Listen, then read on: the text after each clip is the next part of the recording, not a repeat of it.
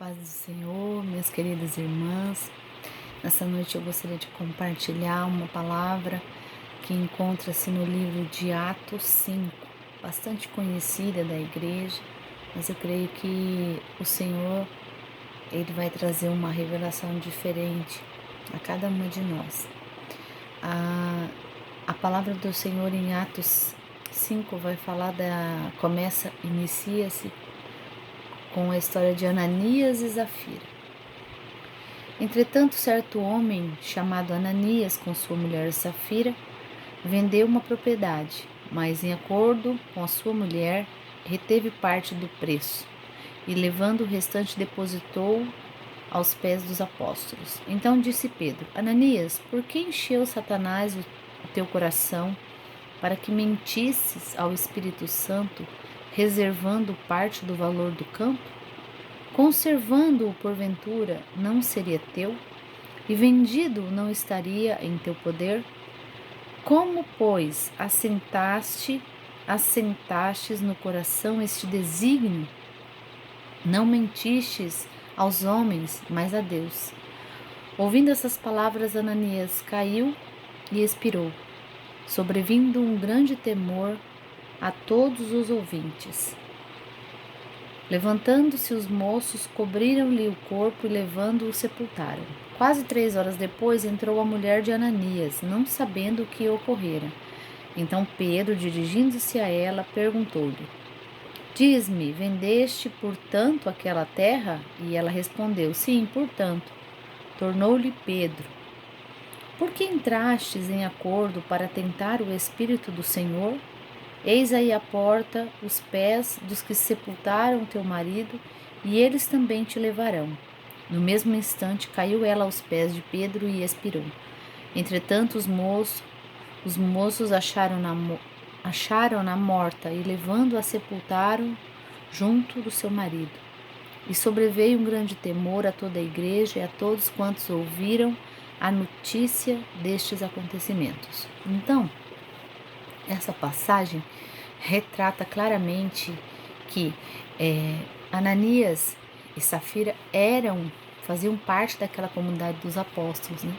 E eles se dispunham também a trabalhar na obra do Senhor, eles membraram com essa comunidade. Só que, em dado momento, eles corromperam o coração. Em Atos 4 vai contar que Barnabé, ele vendeu tudo que tinha e deu para a igreja dos apóstolos, né? Talvez por inveja ou por quererem aparecer, eles também resolveram vender a propriedade e doar para a igreja. Só que, na realidade, eles queriam reter uma parte para eles. Mas o problema não foi eles reterem uma parte para eles. Eles poderiam ter dito, ter avisado, olha, vou dar tanto, vou vender isso. O problema foi a mentira. Porque eles mentiram, eles tramaram contra as coisas de Deus, né? E isso custou um preço muito alto para eles. Que na verdade,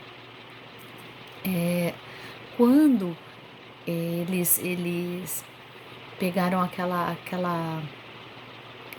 parte que eles já tinham feito um propósito, um voto de doar, né? Na verdade, eles estavam como se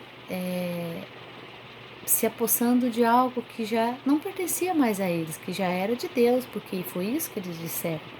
Então eles mentiram. E eu fico pensando assim, né, no tamanho da ira de Deus, para que Deus, naquele momento, usando Pedro para revelar que eles estavam mentindo, Deus foi fulminante. No mesmo instante ele revelou e já recolheu tanto Ananias quanto Safira. E nos dias de hoje a gente tem visto muitas pessoas que se encontram em situações semelhantes a Ananias e Safira, com o coração corrompido, cheio de soberba, querem se aparecer diante da obra, usando a obra do Senhor, né, para enriquecer, para prosperidade, para isso, para aquilo, para status. Faz algo, tira selfie, posta, olha eu fazendo a obra, olha eu, sendo que nós não fazemos nada sem Jesus. Sem Jesus nós não somos nada. Mas muitas pessoas estão cegas ao seu próprio entendimento e estão fazendo como Ananias e Safira, pegando aquilo que não pertence a eles, pegando aquilo que é de Deus. Mas Deus não forçou ninguém a dar nada. Eles se propuseram a fazer e depois corromperam o coração. Mas o ponto central que eu observo também nessa passagem é que Deus, Ele não permite que o pecado fique oculto. Ele não permite que essas pessoas continuem fazendo isso com a obra de Deus. Pode ser que a pessoa consiga esconder por um tempo, mas o Senhor revela, o Senhor traz à tona, o Senhor cobra. E às vezes o preço é a morte, porque o preço do pecado é a morte. Se não for a morte física, é a morte espiritual. Muitas pessoas que fizeram algo na obra do Senhor, que enganaram, que mentiram, eles estão pagando um preço muito alto. Muitos não conseguem voltar mais. Muitos não conseguem voltar mais para o caminho do Senhor, estão perdidos. E eu vejo também que no meio do trigo sempre tem o joio. No meio da comunidade, no meio dos cristãos, tem sempre os bons e os maus, os que procuram seguir o Senhor e os que fingem seguir o Senhor. Mas Deus não deixa oculto. E Deus sabe a maneira de arrancar do meio, para não contaminar os demais. Deus sabe tirar o joio do meio do trigo de uma maneira que não vai machucar os outros, os trigos que estão ali à volta. Porque Deus arranca com a raiz, Deus arranca tudo, Deus arranca. Então que nós possamos ser trigos verdadeiros, vasos usados nas mãos do Senhor, e não corrompamos o nosso coração, que nós possamos ter temor à palavra do Senhor, que não precise acontecer algo como aconteceu com Ananias e Safira, para que nós possamos acreditar que o Senhor vê todas as coisas e que o Senhor cobra, o Senhor vai cobrar. Ai daqueles que usam o nome do Senhor em vão, não vão ficar sem punição. No decorrer da história, logo depois disso, nós vamos ver que os apóstolos, eles fizeram muitos milagres. Eles começaram a curar, eles começaram a salvar, libertar, porque o povo ficou temeroso quando isso aconteceu. O povo viu que verdadeiramente Deus estava na vida dos apóstolos e que Deus era poderoso para tirar a vida, que Deus era poderoso tremendamente.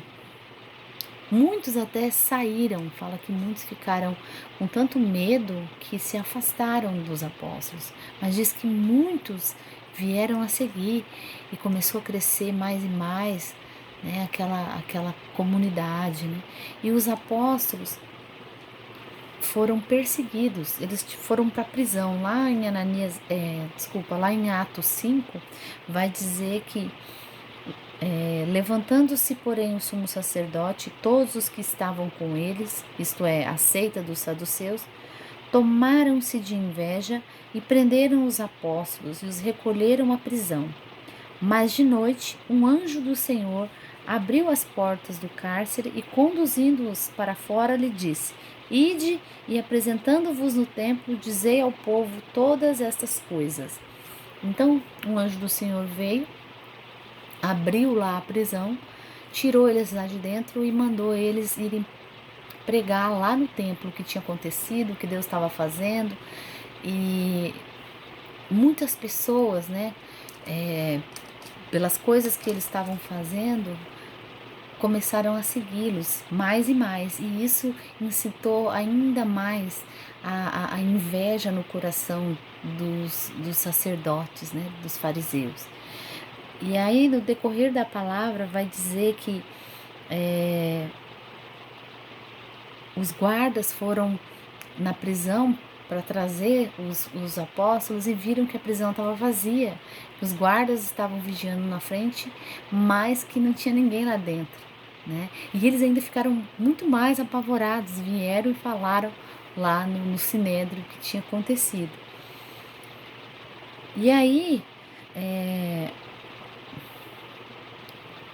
surge nessa história Gamaliel. Gamaliel era um dos sacerdotes que diz que ele era muito sábio, né? Ele era um doutor da lei. E aí ele disse, né, que ele fala assim na palavra, quer ver?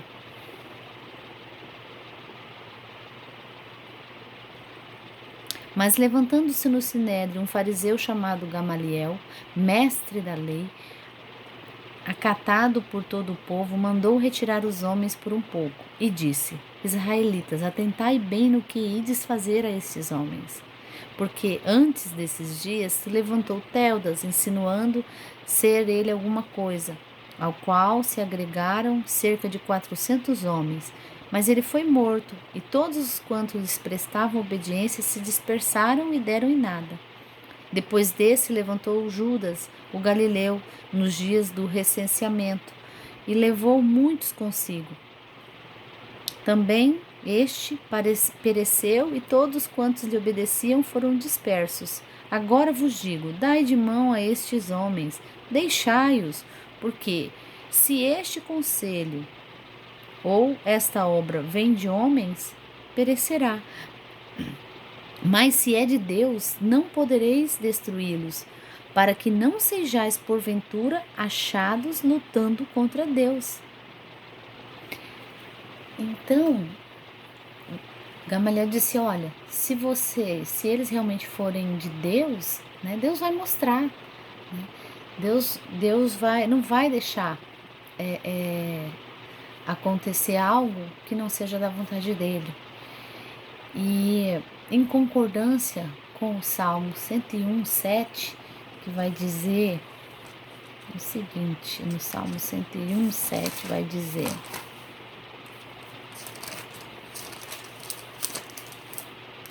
não há de ficar em minha casa o que usa de fraude, o que profere mentiras não permanecerá ante os meus olhos.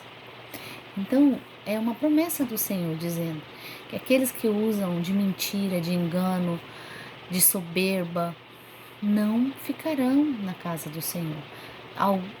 Deus, de alguma maneira, Deus vai agir, Deus vai mostrar, se não for de uma forma fulminante, como aconteceu com Ananias e Safira, vai ser talvez uma morte espiritual, vai ser alguma consequência do pecado, né? Então, que nós possamos andar em santidade, andar em sinceridade, nos desviando da mentira, nos desviando das fofocas, das intrigas, daquilo que não agrada a Deus.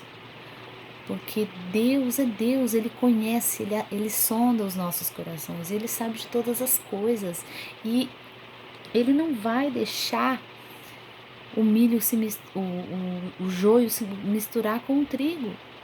Se nós formos joios, nós seremos arrancados com raízes e pagaremos um preço alto. Então, que nós sejamos trigo, que nós possamos frutificar, que nós possamos dar bons frutos, que nós possamos estar na presença do Senhor. Amém? E eu agradeço em nome de Jesus e que Deus possa falar aos corações. Paz do Senhor.